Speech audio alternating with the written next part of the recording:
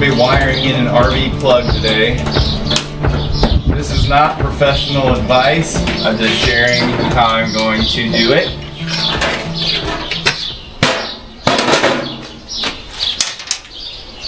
So I have a 50 amp breaker somewhere, and I really need a 30, but right now I'm just going to put this 50 in until I get a 30. I bought a 50 thinking I need a 50 amp breaker for my RV, but I only have a 30 amp plug. So we're going to shut our power off, and we're not using this breaker for anything, so I'm going to pop it out and put this one in its place.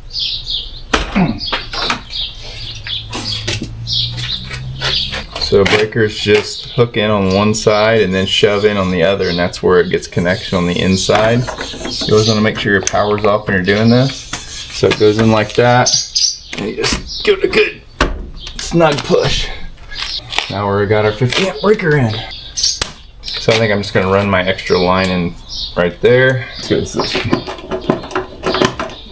So I parked my RV right here, and so I want to put a plug right here so I can just plug it in when it's just sitting here to stay powered up, to keep my batteries charged. So what I'm thinking is bringing a wire in through here, right across here, and through the wall right here. So I have this underground cable that I didn't use up from a well project, and so I'm just going to use it here. I don't think it matters that it's underground. I think it's just way overkill for this application. Sneak it in here. Make sure we have plenty, and just tighten this back up. Now I'm just going to run this wire up, across, and into that area there.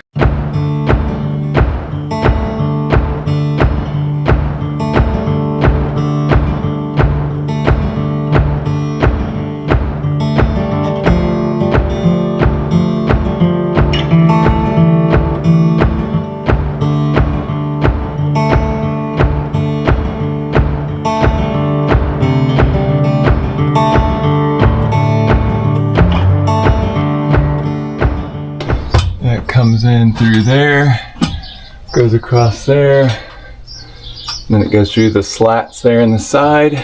Looks like we're going to only have enough wire to get to about right here, which is fine. Our barn door doesn't come back this far, so we might just put it right there. I could splice into it, but at this time, I'm just going to put it there.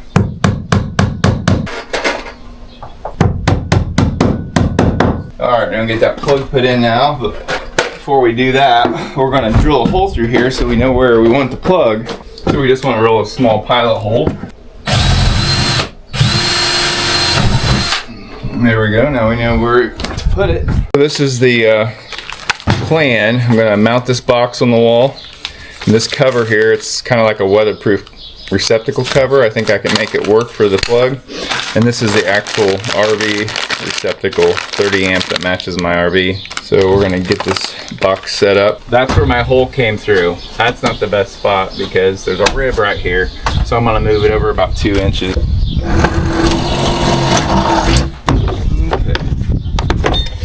That was a hole saw kit. So it comes with all these little inserts to plug holes or to run your wires through. So we're going to come in through the back. That's our plan. So we're going to need a wire protector back there. And then we're going to plug the top and the bottom holes. So we know we're going to need something to keep the wire stable. So we're going to need one of these. And then this fits in the back of this. Like that. Love this tool. Helps you not have to have 2 different wrenches all the time, 2 different screwdrivers. Alright, so we got that opened up. Gonna plug our top and bottom to keep the water out.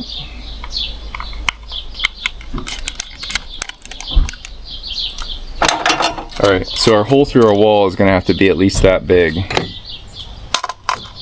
Right there. This is a pretty sweet hole saw kit.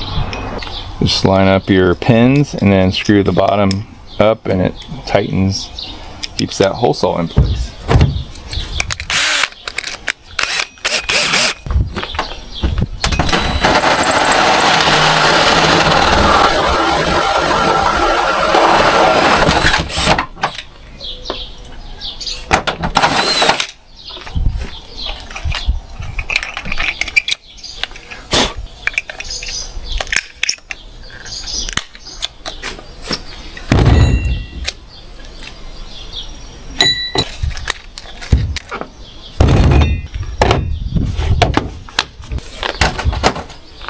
we go. Now I'm just gonna mount that box right there and run the wire in.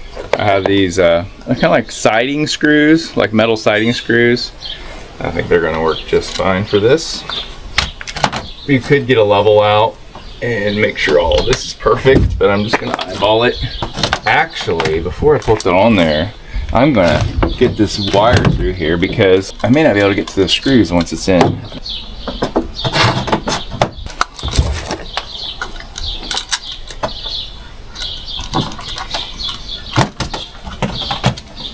Now I can tighten this down before it gets in place and I can't get to these. Because the thickness of the wall is only gonna allow me to get so far in there.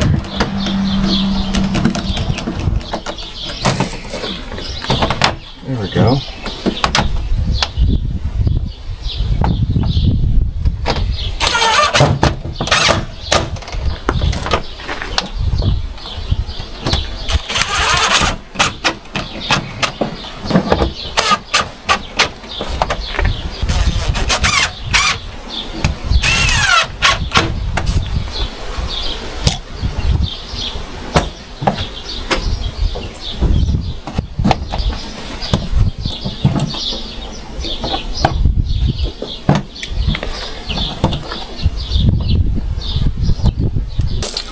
Alright, it's pretty self-explanatory because I think it even says on here.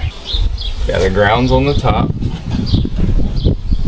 And the way they go in is a little bit funky. They all go in on the side a little bit different angles, so it's a little tricky hooking it up. Green goes on top, then your black goes here with the gold screw, and then the white goes on the silver screw. And you'd be better off going with 10-2 wire rather than 12, but this is what I had, so this is what we're using. And it really wouldn't hurt to have a little longer wire, but okay. As long as we can get it in here. It's a little tough too because that wire's coming right out of the back.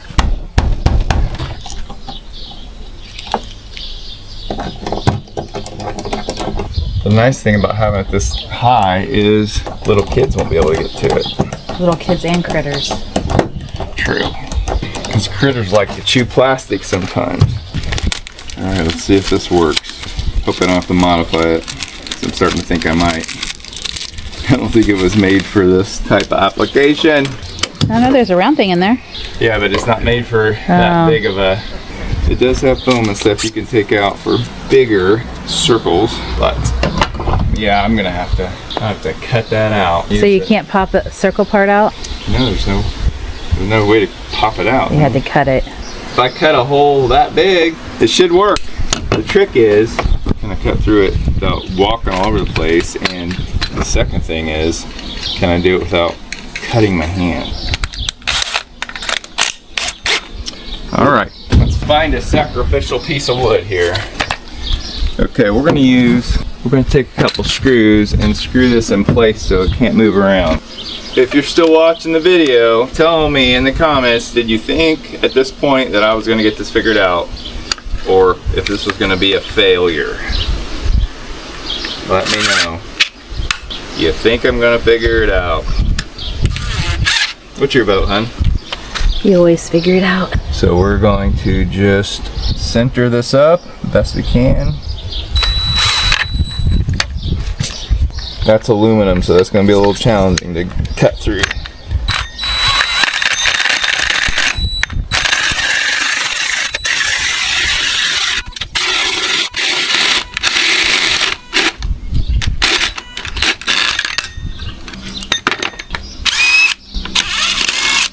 Look at that.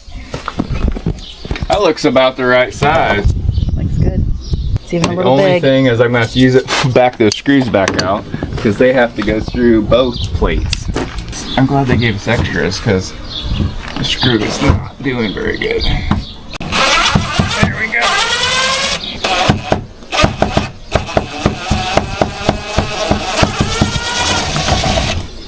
So if we put that there, okay, I'm going to poke the styrofoam out. Now, if I can get all this lined up at the same time.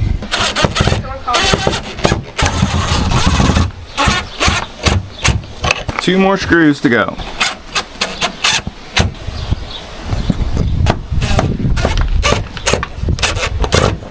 I just wish this would go down a little bit. I know it's hitting. Those top screws are hitting. All right, old fashioned by hand. Let's see if we can find any grips. Right there. Now let me show them. So the bottom screw position works. You can't have screws in here, because that stops this lid from shutting. So guys, I just got thinking, this is only a 110 hookup on this plug. It's kind of a weird situation with these RVs. It's a 30 amp 110 plug. And so this is a double pole breaker here, so this won't work. I'll have to go get a single pole 30 amp breaker to put there. Actually, it won't even fit there. I'll have to put it somewhere else. We're gonna pull this back out and get us the right breaker before we can finish this. So I'm gonna go ahead and put my 15 back in, because we can't use that anyway. And then we'll just probably add another breaker for this down below here. All right, we should have the right breaker now. So we'll shut this off. We're gonna put this breaker at the bottom here. Gotta break out one more of these doors here, so it will fit. All right, so this breaker is gonna go right down here. Shove it in. And then the black wire for the hot goes to the breaker.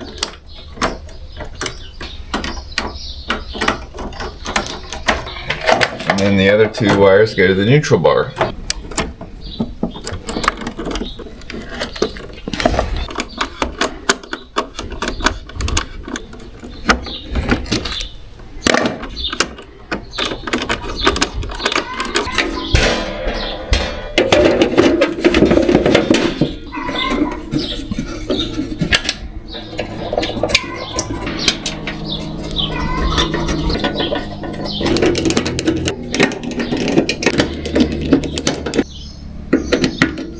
Alright, let's turn this on and see what we got.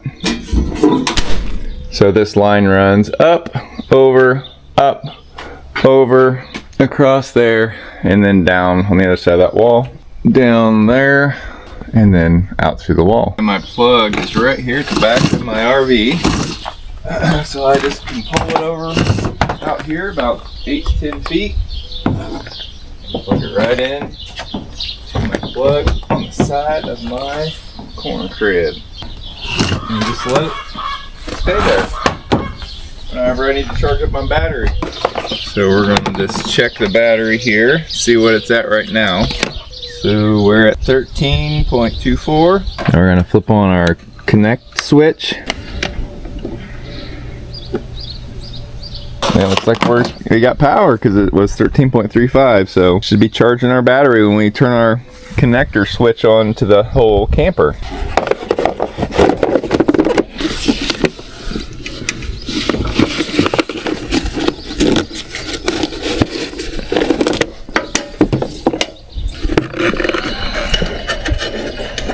Well guys, that's going to do it for this video. This is not professional advice. I am not a certified electrician, and I don't know what your codes are in your area, if you can even do something like this, but I just wanted to share my experience putting this in, and just nothing else, showing you what's possible for an amateur even. So anyway, till next time guys, good luck with all your projects.